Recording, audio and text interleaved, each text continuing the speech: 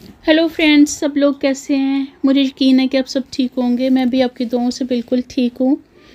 अच्छा, कुछ दिन पहले मैंने एक वीडियो बनाई थी गोल्डन सैंड के नाम से, और उसमें मैंने आपको बताया था कि तारागोना का ये सिटी दो पार्ट्स में डिवाइडेड है, new and old constructed areas.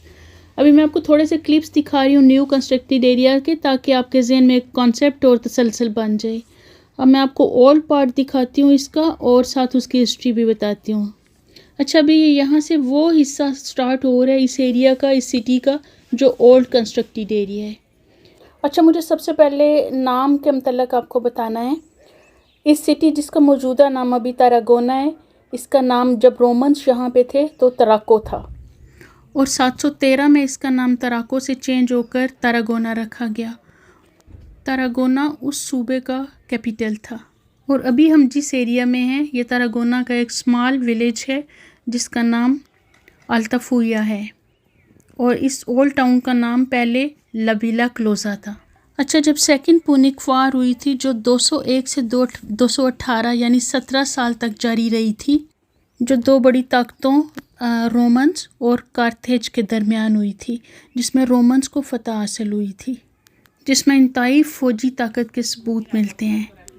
मुमकिना तौर पर इस इलाके के सबसे ऊंचे यानी पार्ट आल्ता यानी ऊंचा हिस्सा, जो इस शहर का तारीखी क्वार्टर है, जिसका नाम स्पेनिश ज़बान में अल्ताफुया है, जिसका मतलब है कि ऊंचा हिस्सा। जबकि रोमन्स की हुकूमत 713 और 714 में मुसलमानों की आमद के साथ ख़त्म हुई थी। उस लिहाज से अगर देखा जाए तो अल्ताफुया, जो स्पेनिश में बोलते हैं लेकिन लिखने में इसके स्पेलिंग्स अल्ताफ़ उल्ला के हैं, और ये मुस्लिम नेम है चूँकि मुसलमानों ने हुकूमत यहाँ पे 713 और 714 से स्टार्ट की थी। और यहाँ के लोगों के मुताबिक भी, चूँकि जो भी रूलर बाद तक हुकूमत करता है या बाद में आता है, उसी का नाम आखिर तक चलता है। और रोमन्स के बाद मुस्लिम हुकूमत ही रही थी यहाँ पे, इसलिए ज़्यादा चांसेस इसी बात हैं कि ये किसी मुस्लिम रूलर का ही नाम था, अल्ताफ़ उल्ला। अच्छा, जहाँ तक इधर की कंस्ट्रक्शन की बात है, ये ख़ास मोटी वुड के बने हुए हैं, ब्राउन वुड के, और इनके दरवाजे और खिड़कियों का एक अपना स्टाइल है, जिनसे 14 to 16 सेंचुरी के क्लासिकल मॉडल्स का इन्फ्लुएंस नज़र आता है। और मोस्टली इन घरों के दरवाज़ों और खिड़कियों का बॉर्डर बनाया गया है, जो सीमेंट और ईंटों से बनाया गया है। ये देखें, आपको नज़र आ रहा होगा। ये बहुत मोटी वुड के दरवाजे बनाए गए हैं, जो इंतहाई मजबूत बनाए हैं, और इनके ऊपर तकरीबन हर घर के दरवाजे, जो उन्होंने दरवाज़ों का बॉर्डर सा बनाया है, उसके ऊपर डेट्स लिखी हुई हैं, सन और हिजरी लिखी हुई है। एक दरवाजे पे 7th सेंचुरी लिखा हुआ था। इसी तरह एक पे लिखा हुआ था 8 साल की हुकूमत। शायद वो इसीलिए लिखा था क्योंकि 68 ईस्वी में गालबा, जो तराको में 8 साल मुकीम रहे थे, और इनको कलोनिया से प्लेशिया में एम्पायर करार दिया गया था। वेस्पासियन ने रियासत के गैर महफूज मालियात की तंजीम नौ का भी आगाज़ किया, और इसने स्पेनिश लोग जो थे उनको लातीनी शरीयत देने की इजाज़त दी, क्योंकि वो चाहता था कि उसका एरिया जो है वो काफ़ी तरक्की करे। और उसने आइलैंड आइबेरियन को भी मुनज़्ज़म किया। इस तरह उसने टैक्स की वसूली आसान बना दी। और मकसद ये कि उसके दौरे हुकूमत में तामीरात और टैक्सीज़ वगैरह लेके अपने एरिया, अपने मुल्क को उसने बहुत ज़्यादा फ़ायदा पहुंचाया था। ये देखें, छोटी छोटी स्ट्रीट्स हैं, जो आगे से ये तो बंद है। यहाँ पे ये ग्रिल रेस्टोरेंट बना हुआ है। इनकी विंडोज़ भी थोड़ी ऊंची और नैरो सी हैं। यहाँ पे इन्होंने बूढ़ों की सहूलत के लिए स्टेयर्स बनाई हैं, बजाय इसके कि स्लोप बनाई होती। अच्छा, खैर, बैक टू हिस्ट्री। मैं आपको बता रही थी कि ये वो वक्त था जब प्रोविंसिया कंसीलियम के लिए वक्फशुदा जो तारीफ़ी और एजाज़ी दस्तावेज़ात थी, वो वहाँ से गायब होना शुरू हो गई, और उसकी जगह फ़ौजी तारीफ़ी एजाज़ात और दस्तावेज़ात ने ले ली। और तराको ने दूसरी सदी ईस्वी के आखिर में काफ़ी ज़्यादा माशी मुश्किलात भी देखी। अच्छा, 476 में राइन के साथ रूमी दफाई खात्मा जब हुआ था, तो उसके बाद विस्कोट्स और किंग जॉर्ज ने कब्ज़ा किया था। लेकिन ये कब्ज़ा बहुत पुरसकून तरीके से हुआ था, क्योंकि इसमें इलाके में कोई तबाही के असरात नज़र नहीं आते। विस्कोट्स ने गालबन जो रईस या थोड़े रिच लोग थे, उनके ग्रोह कायम करके तो उस पूरे ढांचे पे कब्ज़ा किया था। मैं हिस्ट्री के साथ साथ आपको इनकी कंस्ट्रक्शन भी दिखाने की कोशिश कर रही हूँ। ये देखें सीढ़ियों के ऊपर जाके इनकी रेजिडेंस है। अच्छा, साथ साथ देखें कि इनकी स्ट्रीट्स कितनी खुली और हवादार हैं। जैसे मैं पहले भी बता रही थी, बहुत नैरो सी और छोटी छोटी सी इनकी विंडोज़ हैं, ये देखें। इसी तरह जो बेसमेंट में घर बने हुए हैं उनका भी छोटी छोटी जाली सी लगाई हुई है स्ट्रीट में हवा के लिए। अब ये सामने इस डोर को देखें, इस बड़े डोर के अंदर एक छोटा है जो कॉमन डोर है, और हर घर के बॉर्डर के ऊपर उसकी डेट लिखी हुई है कि कब ये बना था। अच्छा, स्पेन में और फ्रांस में एक चीज़ मैं आपको बताती हूँ कि एंटीक्स को बड़ा संभाल के रखा जाता है। बाहर से बिल्डिंग उसी तरह रहती है जैसे एंटीक है, लेकिन अंदर से उन्होंने सारा रेनोवेट किया होता है। कुछ दिन बाद मैं एक वीडियो बनाऊंगी जिसमें आपको एक ऐसी बिल्डिंग दिखाऊंगी मैं। अच्छा जी, फिर हिस्ट्री की तरफ आ जाएं तो मैं आपको विस्कोट्स के मतलब बता रही थी। इस तरह ये कहा जा सकता है कि रोमन्स 2 सेंचुरीज तक इस एरिया पर रूलर रहे। उसके बाद फिर शहर की तारीख़ का ख़ात्मा 713 या 714 में मुसलमानों की आमद के साथ हुआ था, जैसे मैंने पहले बताया है।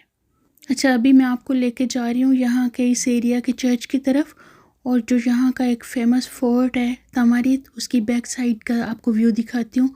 बाद में फिर मैं फ्रंट साइड दिखाऊंगी आपको, उसका मेन गेट। आपको एक दफ़ा मैं पहले बेयत में लेके गई थी, जिस मेरी वीडियो का नाम था एन एंशियंट्स विलेज। उसमें भी आपने पुराने घर देखे थे, लेकिन वो बिल्कुल डिफरेंट स्टाइल में बने थे।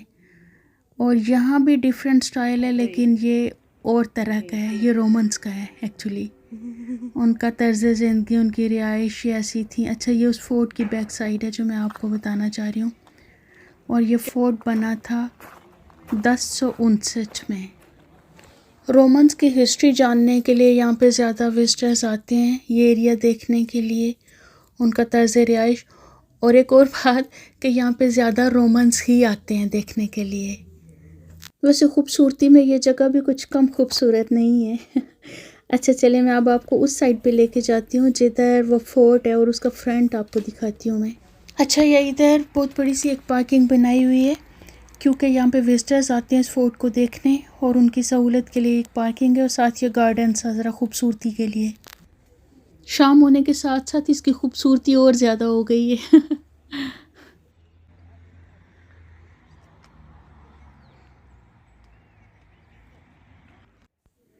अच्छा, मेरा क्यूट फ्रेंड मुझे बता रहा है फोर्ट के बारे में इंफॉर्मेशन दे रहे हैं। चलिए अब आपको मैं इस फोर्ट का फ्रंट दिखाती हूँ।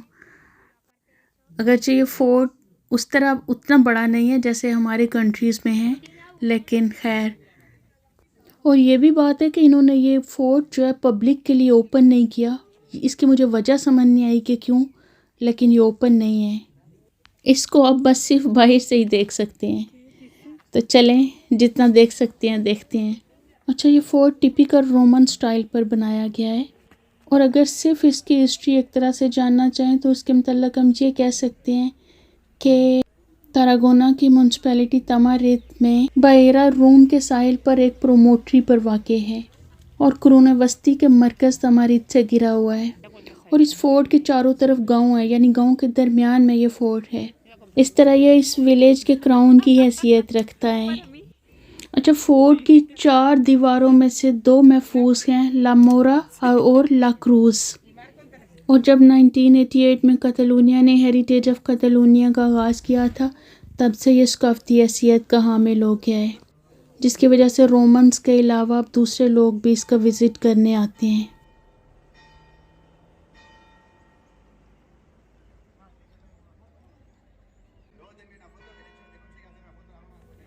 अब देखें, मैं आपको जूम करके दिखा रही हूँ। मेरी ख्वाहिश है कि विंडोज़ के अंदर नज़र आए कि क्या है वहाँ पे। अब जो कैमरे की जूम है वहाँ तक, जो पहुँच है वहाँ तक तो मैं दिखा सकती हूँ, लेकिन मैं अंदर नहीं जा सक रही। लेकिन मैं विंडो से अंदर कोशिश करती हूँ कि कुछ नज़र आ सके। जबकि मुझे श्योर है कि अंदर कुछ भी नहीं होगा, क्योंकि ये बंद पड़ा है, तो इसमें क्या हो सकता है।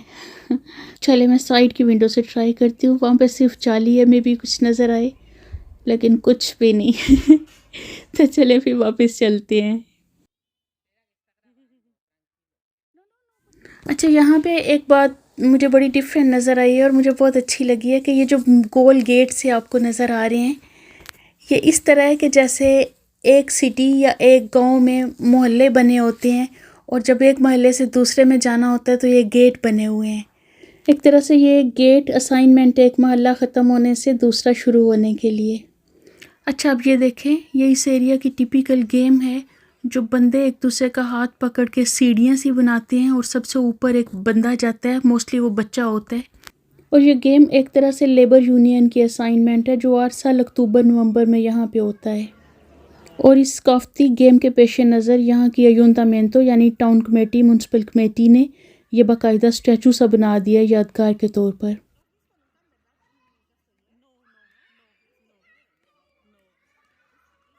ये इस तरह से है कि नीचे एक दायरा होता है बंदों का जो हाथ पकड़े हुए होते हैं, उनके शोल्डर्स पे दूसरे खड़े होते हैं, उसके बाद तीसरे स्टेप पे खड़े होते हैं। बस ऐसे ही है, ये ऊपर तक इसी तरह जाते हैं।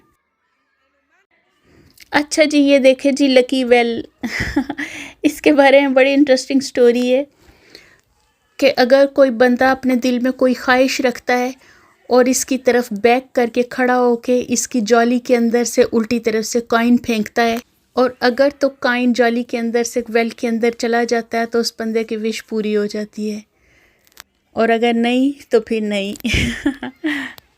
इधर काफ़ी लोग ट्राई करते हैं आके, वैसे मैंने कई लोगों को देखा था। Oh my God, cute, innocent, wow, ये देखें। So sweet. अच्छा, कैट्स इतनी इनोसेंट शक्ल होती है इनकी। मेरी सिस्टर ने ट्रिपल कोटेड पर्शियन कैट्स रखी हुई हैं, बहुत खूबसूरत कैट्स, और जब मैं जाती हूँ फिर उनकी सख्ती आ जाती है। ये देखें एक और कैट, लेकिन ये थोड़ी सी गुस्सीली सी लग रही है मुझे लगता है अब ज़्यादा शाम हो रही है, अब चलना चाहिए, यहाँ से निकलना चाहिए। इसके साथ ही आप मुझे इजाज़त दीजिए, and the same, don't forget to subscribe my channel, watch and share my videos. अल्लाह हाफिज़।